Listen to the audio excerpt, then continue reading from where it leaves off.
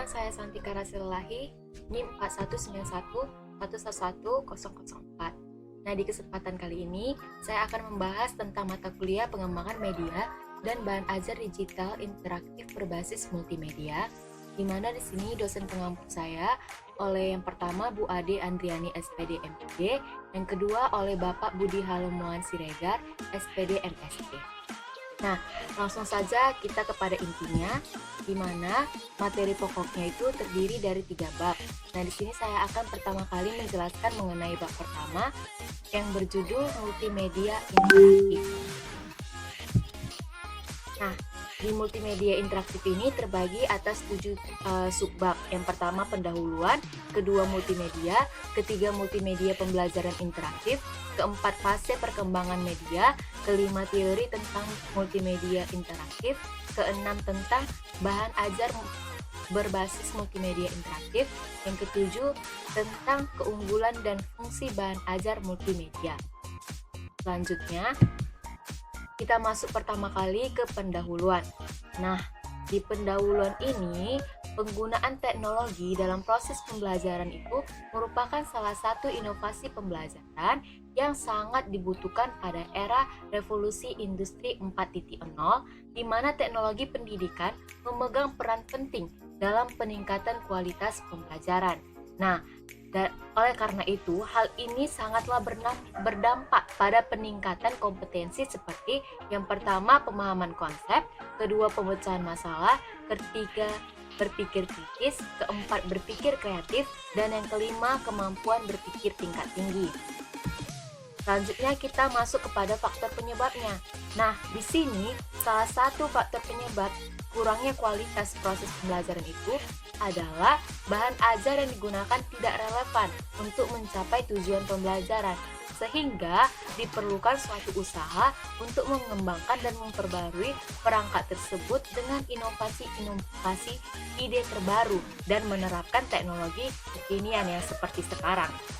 Nah, selanjutnya, sejalan dengan itu, teknologi komputer ini memiliki 3 fungsi utama yang digunakan dalam proses kegiatan pembelajaran, yakni tentang teknologi berfungsi sebagai yang pertama alat, kedua ilmu pengetahuan, ketiga bahan dan alat bantu untuk pembelajaran. Nah, jika telah diketahui fungsinya itu, sehingga kita dapat menyimpulkan bahwa teknologi komputer ini sering dimanfaatkan secara optimal demi meningkatkan kualitas proses dari pembelajaran tersebut. Nah, selanjutnya kita masuk ke subbab yang kedua tentang multimedia. Nah, multimedia ini memiliki 2 kata, yakni dari multi dan media. Nah, di multi ini kan artinya itu yang seperti kita ketahui, yakni beberapa atau banyak. Nah, sedangkan media itu diketahui merupakan alat, sarana, maupun tempat yang digunakan untuk menyampaikan informasi. Nah, di sini itu multimedia ini juga dikatakan dengan tools yang digunakan untuk perantara dalam berkomunikasi, sehingga dapat kita simpulkan bahwa multimedia ini merupakan media yang dikembangkan dari beberapa media digital yang memadukan antara teks, gambar, audio, animasi, video, maupun hyperlink untuk menghasilkan suatu informasi. Nah, jika kita sudah mendapatkan informasi, selanjutnya kita juga dapat menyimpannya, memprosesnya, dan mensajikannya. Selanjutnya, berdasarkan gambar di atas, dapat kita pahami. Nah, berdasarkan kesimpulan tersebut, kita dapat memahami bahwa komponen teks, gambar, audio, animasi, video, dan hyperlink tadi dapat dipadukan sehingga mengembangkan multimedia yang akan menghasilkan suatu informasi yang dapat disampaikan ke khalayak ramai atau masyarakat. Nah, selanjutnya kita masuk ke subbab yang ketiga, yakni multimedia pembelajaran interaktif. Nah, di dalam Kamus Besar Bahasa Indonesia, interaktif itu berarti saling melakukan aksi. Nah, interaktif itu juga sering kita katakan tentang antar dan hubungan. Selanjutnya, saling aktif. Nah, jika dikaitkan dengan teknologi komputer, maka interaktif ini adalah suatu proses dialog antara komputer dengan terminal atau komputer dengan komputer. Nah, di sini multimedia itu terbagi atas dua kategori, yakni multimedia linear dan juga multimedia interaktif. Nah, selanjutnya kita dapat menarik kesimpulan dari multimedia itu. Multimedia interaktif itu merupakan gabungan dari beberapa media digital yang dibangun dengan komponen teks, gambar, audio, animasi, video, maupun hyperlink yang akan menghasilkan suatu pesan atau informasi pada media elektronik. Nah, media elektronik itu yang seperti sekarang ini smartphone atau gadget, laptop, maupun komputer yang akan memungkinkan penggunanya dalam melakukan aksi, komunikasi, maupun navigasi. Selanjutnya, interaksi atau interaktif yang dimaksud itu dapat berupa yang pertama interaksi antara elemen-elemen yang membangun bahan ajar interaktif tersebut. Kedua, interaksi antar lingkungan yang ada di sekitar baik lingkungan virtual maupun lingkungan nyata. Nah, selanjutnya yang ketiga interaksi antara bahan ajar interaktif dengan penggunanya. Nah, di sini penggunanya itu dapat berinteraksi dengan bahan ajar dan antar pengguna, antar sesama penggunanya. Nah, lanjut kita masuk kepada interaktivitas suatu multimedia. Nah, interaktivitas suatu multimedia ini didefinisikan sebagai tingkat keterlibatan pengguna ketika menggunakan media tersebut. Ada nih pendapat dari Boskurt dan Boskaya pada tahun 2015. Nah, Boskurt dan Boskaya ini berpendapat bahwasanya terdapat 4 level utama interaktivitas yang dilakukan penggunanya, yakni meliputi yang pertama level pasif, kedua level partisipasi terbatas, ketiga level partisipasi kompleks, dan yang keempat level partisipasi nyata. Selanjutnya kita masuk kepada pembelajaran. Nah, pembelajaran itu merupakan suatu rangkaian aktivitas yang diatur secara sistematis dan juga diatur secara terencana baik dalam bentuk bimbingan maupun arahan yang dilakukan oleh guru kepada siswa-siswanya sehingga tujuan utamanya itu adalah untuk mencapai tujuan belajar yang telah ditetapkan sebelumnya, yang telah tersedia sebelumnya gitu. Nah, dalam hal ini guru itu adalah peran pentingnya itu sebagai fasilitator. Nah, dia itu sebagai fasilitator yang menciptakan lingkungannya itu supaya kondusif bagi siswa untuk proses pembelajaran. Nah, selanjutnya si siswanya ini pun haruslah berperan penting, yakni berperan sebagai pembelajar yang mengonstruksikan pengetahuan baru melalui aktivitas tersebut. Nah, jadi antara guru dan siswa itu harus mempunyai peranan dan harus menciptakan peranannya itu keterkaitan. Nah, jadi kalau guru itu sebagai fasilitator, maka siswanya itu harus dan tujuan utamanya itu harus sebagai pembelajar. Nah, selanjutnya kita masuk kepada multimedia pembelajaran.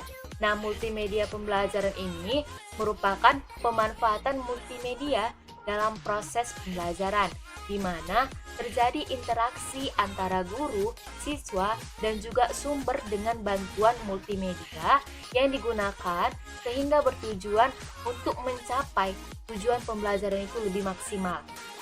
Nah, jadi kalau ada multimedia itu kan kayak alat gitu kan, alat untuk mencapai suatu proses pembelajaran. Nah, jadi dia itu hubungannya itu antara guru sama siswa itu sekarang sudah ada multimedia. Kalau zaman dahulu kan tidak ada media sehingga proses pembelajaran pun jenuh. Nah, sekarang tapi di era digital sekarang multimedia itu berkembang sehingga memudahkan proses pembelajaran menjadi lebih baru, lebih baik dan mudah dipahami. Nah, selanjutnya multimedia pembelajaran interaktif ini merupakan perpaduan antara konsep multimedia pembelajaran dan multimedia interaktif. Selanjutnya dapat dipahami bahwa multimedia pembelajaran interaktif adalah suatu program maupun aplikasi pembelajaran yang dikembangkan dengan memadukan antara teks, gambar, video, animasi dengan bantuan komputer di mana pengguna tersebut dapat mengoperasikan dan saling berinteraksi dengan program tersebut secara aktif. Nah, selanjutnya kita masuk kepada subbab yang keempat, yakni fase perkembangan media. Nah, pada awalnya, seorang guru merupakan sumber utama yang digunakan dalam proses belajar. Di sini belajar hanya mendengarkan dan mengingat apa yang disampaikan oleh guru. Selanjutnya, pada tahun 1657, buku mulai diperkenalkan atau digunakan sebagai sumber pelengkap untuk proses pembelajaran. Nah, kemudian pada pertengahan abad ke-20, penggunaan media visual yang dipadukan dengan audio mulailah berkembang. Nah, perkembangan media audio visual ini diilhami oleh temuan dari Edgar Dale. Nah, Edgar Dale itu menemukan tentang konsep kerucut pengalaman atau count of experience. Nah, si Edgar Dale ini menyatakan bahwa terdapat 11 level pengalaman belajar. Nah, pengalaman belajar itu jika ditinjau dari sudut pandang maupun kadar konkret itu menuju abstraksi, yaitu meliputi yang pertama pengalaman langsung, kedua observasi, ketiga partisipasi, keempat demonstrasi, kelima wisata, keenam televisi, ketujuh film, ke-8 radio, ke-9 visual, ke-10 simbol, dan yang ke-11 itu verbal. Selanjutnya, kita masuk kepada konsep kerucut pengalaman atau count of experience. Nah, konsep kerucut pengalaman ini menggugah para pendidik untuk terus berinovasi menciptakan suatu media yang dapat digunakan secara efektif. Nah, selanjutnya, perkembangan maupun kemajuan media itu selalu ditandai dengan kemajuan teknologi yang ditemukan di zamannya sendiri. Nah, tingkat kecanggihan suatu media sangatlah dipengaruhi oleh hasil penemuan penelitian, kemajuan ekonomi, maupun perubahan sosial masyarakat. Nah, berikut fase-fase perkembangan media dapat diilustrasikan sebagai berikut. Pada tahun 1445 mulai berkembang media cetak. Pada tahun 1876 diperkenalkan telepon. Pada tahun 1878 itu mulai ada radio. Pada tahun 1900 itu mulai ada televisi. Selanjutnya tahun 1999 itu merupakan era digital. Nah, selanjutnya kita masuk kepada subbab kelima, yakni teori tentang multimedia interaktif. Nah, teori tentang multimedia interaktif itu terbagi menjadi 4. Yang pertama, teori pembelajaran mandiri atau theory of independent study. Yang kedua itu teori jarak tanggapan atau theory of transactional distance. Yang ketiga itu ada teori kekayaan media atau theory of media richness. Dan yang keempat itu selanjutnya ada teori pembelajaran multimedia atau theory of multimedia learning. Nah, selanjutnya kita langsung saja masuk kepada subbab yang keenam, yakni bahan ajar berbasis multimedia interaktif. Nah, di sini bahan ajar itu merupakan suatu perangkat informasi ataupun alat baik berupa tulisan maupun bukan tulisan yang disusun secara sistematis maupun berkonsep sehingga berfungsi untuk membantu proses belajar dalam mencapai tujuan proses pembelajaran tersebut. Nah, bahan ajaran dikembangkan itu berdasarkan tujuan pembelajaran, materi, motivasi belajar, latihan, evaluasi maupun rangkuman yang telah disusun menjadi satu kesatuan berdasarkan teori yang jelas, teori yang telah ada. Nah, selanjutnya berdasarkan fungsi, tujuan maupun bentuknya, bahan ajar dapat dibagi menjadi beberapa bagian. Yang pertama, bahan ajar versi cetak, kedua bahan ajar versi audio, ketiga bahan ajar audiovisual, dan yang keempat itu bahan ajar multimedia interaktif. Nah, selanjutnya dalam pemilihan dan proses pengembangan bahan ajar itu perlu memperhatikan beberapa aspek berikut. Nah, aspek yang pertama itu tujuan pembelajaran, yang kedua itu kematangan kognitif siswa, ketiga itu relevansi dengan kebutuhan peserta didik, keempat itu teori belajar sebagai pondasi pengembangan bahan ajar, kelima itu pendekatan model dan strategi pembelajaran, keenam itu ada normal sosial masyarakat. Nah, selanjutnya, bahan ajar yang telah disusun tadi yang secara sistematis dengan memperhatikan aspek-aspek tersebut dapat berfungsi sebagai yang pertama, pedoman bagi guru maupun dosen untuk melaksanakan aktivitas belajar yang berorientasi sebagai student center learning. Nah, selanjutnya yang kedua itu berfungsi sebagai pedoman substansi materi dan tujuan belajar yang telah ditetapkan. Nah, selanjutnya yang ketiga itu sebagai alat evaluasi yang terarah untuk mengukur ilmu pengetahuan, sikap maupun keterampilan. Selanjutnya, bahan ajar interaktif merupakan bahan ajar yang paling berkembang di tengahnya mewabah virus corona sekarang, COVID-19 saat ini kan.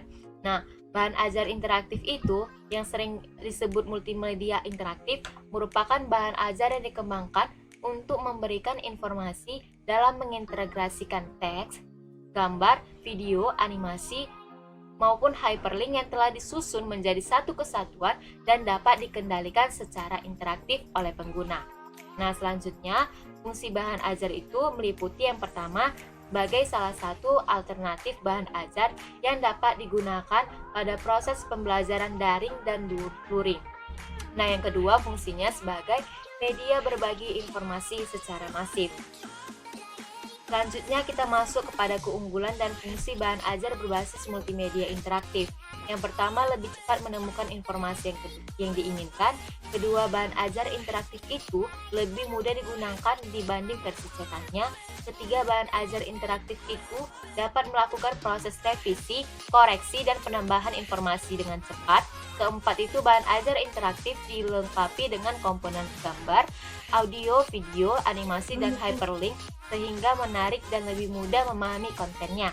Kelima, bahan ajar interaktif lebih mudah diperoleh dan disebarluaskan. Keenam, bahan ajar interaktif dipenuhi informasi yang luas dan beragam.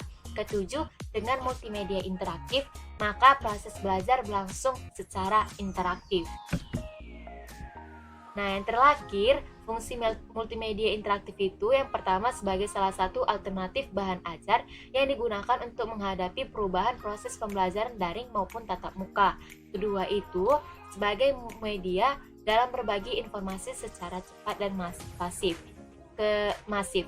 Dan ketiga itu bagi guru maupun dosen, bahan ajar itu berbasis multimedia interaktif yang dapat berfungsi sebagai pedoman dalam mengarahkan seluruh aktivitas dalam proses pembelajaran, sekaligus menjadi substansi kompetensi yang seharusnya diajarkan kepada pembelajar.